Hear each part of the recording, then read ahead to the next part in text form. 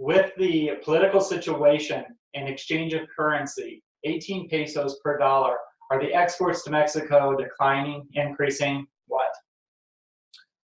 We have seen, just kind of tell you what we have seen. How about that? Because that's really all that I can probably properly comment on without going way out there. We have seen a steady increase, but nothing that I would say to write home about. It's not this huge boom, or it's not this huge lull of exports. Our clients that export every day to Mexico are still exporting every day to Mexico. Our ones that export once a month are still exporting once a month. And so, we're not seeing the big swing when you hear on the news, oh, exports are way declining, or this is way up, or the dollar this. I actually just read an article not that long ago that talked about how normally the dollar influences exports, and for some reason here recently it hasn't been influencing them as much, and they're not quite sure why, but they've kind of seen some of that coming.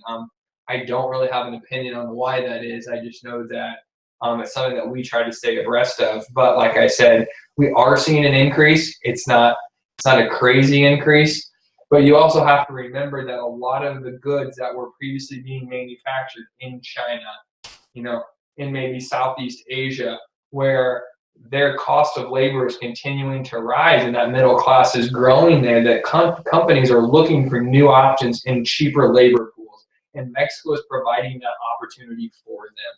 There is a very large contingent of Chinese, Japanese companies in Mexico that were previously only in the Far East, and it's because of that labor pool. The other piece of that is the closeness to the market that they can be. So I think that's part of the reason why we're generating, Mexico's drawing more companies to it. So we're not seeing that it change as much, because I think we might be seeing some reduction in other parts of the world being directed more to Mexico, or even Canada for that matter, just sitting inside the NAFTA corridor. And Elizabeth, I'll tell you, since I'm out in front of a lot of clients and prospects every day that's selling into Mexico, I have heard some grumblings, and again, it's regarding the currency exchange.